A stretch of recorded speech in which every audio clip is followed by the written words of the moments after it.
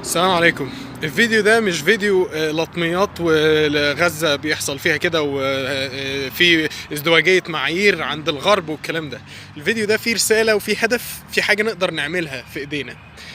دلوقتي احنا شفنا الأطفال وهي بتتقطع، شفنا المسلمين وهم بيموتوا من الجوع في شمال غزة، شفنا بقالنا دلوقتي داخلين على الشهر الخامس وشايفين القصف وشايفين الظلم اللي بيحصل وشايفين ان احنا مش بندخل لهم مساعدات وشايفين ان في مساعدات داخل اسرائيل عشان يكسروا الحصار اللي عاملاه اليمن. احنا شايفين ده بعينينا بقالنا 5 شهور والناس بتقول لا نملك الا الدعاء. طيب دلوقتي لما نسمع ان هم مسكوا الدكتور من المستشفى في غزة ويكسروا له ايديه ويخلوه يمشي ويعذبوه ويربطوه من رقبته ويخلوه ياكل من اكل الكلب علشان يذلوه، علشان رفض ان هو يقول كلام معين عايزينه يقوله. لما نسمع كده هنقول برضو لا نملك الا الدعاء. طيب لما يبقى في اسير محرر قال شهادة لازم كل المسلمين يسمعوها، شهادة ان هو الاسيرات المسلمات بياخدوهم يعروهم يقلعوهم ويرموهم في الخيم مع الاسرى المسلمين في غزة. ولما هو الاسير ده ربنا يكرمه يعني ادالها لبسه عشان يغطيها، يوم يعذبوه 3 ايام. لما نعرف الكلام ده هنقول برضو لا نملك الا الدعاء. ينفع نقول لا نملك الا الدعاء؟ نقابل ربنا نقول كده؟ ما كناش نقدر نعمل حاجة غير الدعاء. طيب لو الجنود الصهاينة دول زي ما بيصوروا، يبقى جندي ما يسواش حاجة بيصور وهو بيهد مسجد ويضحكوا، ويصوروا وهم بيقتلوا بيقصفوا الناس ويضحكوا، ويصوروا كل ده. لو واحد من دول قام مصور واحدة من الأسيرات بتوعنا وهي عريانة، أو صور واحدة واغتصبها، هنقول برضو لا نملك إلا الدعاء؟ نبقى احنا ايه ساعتها؟ نبقى احنا ايه كرجالة كمسلمين؟ نبقى احنا ايه لو فضلنا نقول لا نملك إلا الدعاء؟ دلوقتي احنا نقدر نعمل ايه الحاجة اللي نقدر نعملها؟ الإجابة دي أبو عبيدة قالها في خطاب ال100 يوم. في خطاب ال100 يوم في آخر دقيقتين طلب من ال2 مليار مسلم يملوا المساجد في صلاة القيام والقنوت. والناس فعلا ملت المساجد في الأردن، شفنا كده، بس ما حصلتش في مصر لأن ممنوع أصلا القيام والقنوت والمساجد بتقفل، والناس ما خدتش بالها من الرسالة دي. نتنياهو قال للجيش الإسرائيلي الصهيوني، قال لهم عايزين ينهوا الاجتياح البري في رفح وينهوا الحرب ويخلصوا الإبادة، يكملوا الإبادة على أهلنا في غزة قبل رمضان. دي حاجة مشتركة بين أبو عبيدة وبين المقاومة بين نتنياهو. ليه قبل رمضان؟ لأن في رمضان المساجد بتتملي، في رمضان المسلمين بيرجعوا لدينهم، لو حتى كل الناس بترجع لدينها في رمضان وبيملوا المساجد وبنبقى أقوياء. نتنياهو خايف ان هو يعمل كده وقت ما المسلمين مجتمعين في المساجد. ابو عبيدة طلب من المسلمين يجتمعوا في المساجد. دلوقتي في الصلاة روحوا اي صلاة، حتى اسهل صلاة العشاء اللي هو كل الناس فاضية، كل الناس خلصت شغل، روحوا اي صلاة هتلاقي بالكتير صفين. يعني انا دلوقتي كنت بصلي العشاء صف ونص، ده بالكتير. طيب لو احنا بقى دلوقتي بنقول احنا مش عارفين نعمل ايه ولا نملك الا الدعاء، وما استجبناش لابو عبيده وما استجبناش للدعوه اللي هم الناس اللي استنصرونا في الدين وقالوا لنا املوا المساجد، لو احنا ما عملناش كده عشان يبان ان احنا لينا وزن، امال هنعمل ايه؟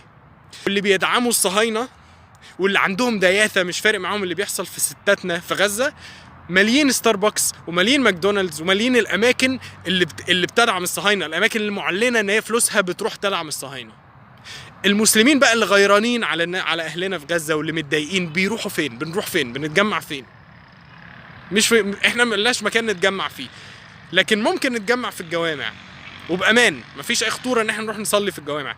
وهيبان ان المساجد اللي كان فيها صف او صفين بقى فيها المسجد كله مليان، هيبان وزننا، وهيبان اللي هو خايف منه نتنياهو ان احنا نتجمع في رمضان وخايف ان هو يعمل كده، وهم دلوقتي بيجسوا نبض الشوارع في البلاد المسلمه. هيبان ان احنا ملينا المساجد، هيبان ان احنا صلاه الغائب الممنوعه هنفرضها، نروح نقول عايزين نصلي صلاة غائب كل يوم، يبقى فيه شهيد هنصلي صلاة غائب في كل فرض نقدر عليه. نملى المساجد، دي حاجة يعملها كل أي حد يقدر يعملها، رجالة وستات وأطفال وكله، حتى لو واحد على كرسي، كلنا نقدر نعمل كده وكلنا نقدر نملى المساجد. لما حد يجي يقول لك انا هربي اولادي، انا لا املك الا الدعاء، يعرف الكلام ده، لا يملك الا الدعاء، وانا هربي اولادي على ان هم الدين وكده، وكل واحد يخلي باله من نفسه ويدرس الدين ويصلي وكلنا ندعي وخلاص. لا، انت ربي ولادك ان انت خدتهم المسجد وولادك راحوا معاك المسجد مالوه علشان بيكتروا سواد المسلمين وبنكتر قوتنا، وربيهم ان هم وهم صغيرين بينصروا الاسلام. احنا كلنا لازم نعمل حاجه في الموضوع ده، لاننا كلنا مسؤولين. مفيش حد هيشوف. احنا مستنيين ايه؟ نلاقي فيديوهات يغتصبوا فيها ستاتنا في غزه ونقول ده لا نملك الا الدعاء؟ ده اللي احنا مستنيينه. كل مسلم لازم يبقى عارف ان هو مش في امان.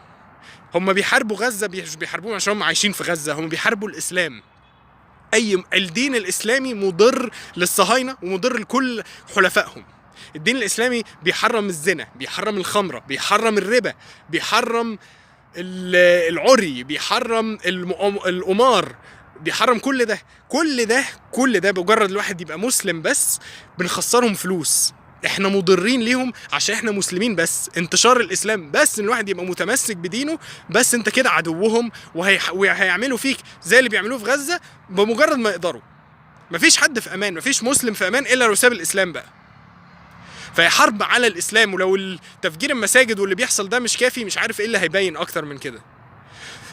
غير كده ان احنا كمسلمين من السبب انهم بيحاربونا، ان احنا حتى واحنا ضعاف وحتى واحنا خسرانين برضه هنجاهد وبرضه نعمل اللي احنا نقدر عليه. احنا نقدر نعمل ايه؟ نقدر نملأ المساجد. ده واجب علينا، واجب على كل واحد معاه موبايل ويقدر يتكلم. لو مش قادر بيتكسف يتكلم او حاجه يكتب. واجب علينا دلوقتي الايام دي ننشر الكلام ده. ليه؟ لان من فتره الصهاينه اكتشفنا من مؤثرين كتير على السوشيال ميديا، اكتشفنا ان هو الصهاينه حاولوا يرشوهم ويدفعوا لهم فلوس يشتروهم علشان يبطلوا يتكلموا عن غزه. وده اللي حصل. لو هتلاحظوا بيحاولوا ينشروا ان احنا كمسلمين بعنا القضيه ومش فارق معانا والكلام ده كذب. ده الصهاينه بيحاولوا ينشروه. لو بصيتوا على امريكا وعلى اوروبا، الناس اللي هم مش من ديننا ولا بيتكلموا لغتنا لكن عندهم انسانيه وبيعملوا مظاهرات وبيعملوا تجمعات وبيعملوا وقفات واحتجاجات، كل ده علشان اهل غزه، عشان دول عندهم انسانيه. تفتكروا ان احنا كمسلمين كعرب بنتكلم عربي وشايفين ودمنا نفس الدم نفس اللغه وقريبين منهم على بعد خطوات، مش حاسين والاجانب هم اللي حاسين؟ لا، احنا حاسين جدا، وعشان كده احنا ممنوعين. لكن احنا بسبب قوتنا مقموعين، مش بسبب ضعفنا.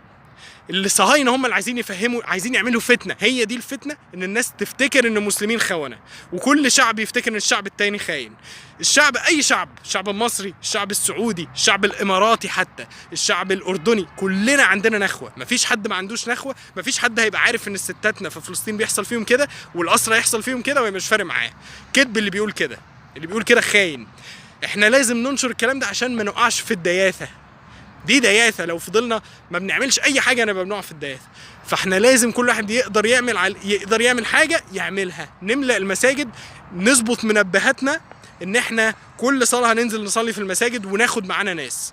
نظبط منبهاتنا في رمضان، ان رمضان لما يجي هننشر ان احنا هنقاطع مسلسلات والكلام اللي بيبعد الناس عن الدين ده. بس اللهم بلغت اللهم فاشهد. الرسول سيدنا محمد عليه الصلاة والسلام كان في حديث أنا مش فاكره دلوقتي، بس الحديث بيقول إن لو اجتمعت الإنس والجن وكل الناس عشان يضرونا بشيء مش هيضرونا بشيء ربنا ما كتبوش علينا، ولو اجتمع الإنس والجن عشان يفيدونا بشيء مش هيفيدونا بشيء ربنا ما كتبوش لينا. إن تنصروا الله ينصركم، إن تنصروا الله ينصركم. فننشر الكلام ده. وأهلنا في غزة لو حد سمع الكلام ده، إحنا حاسين بيكم. ادعوا لنا ان احنا نبقى زيكم ونبقى في ايمانكم، وادعوا على كل متخاذل وكل واحد مش فارق معاه وكل واحد مش مقاطع. ادعوا عليه ربنا ينتقم منه. السلام عليكم ورحمة الله.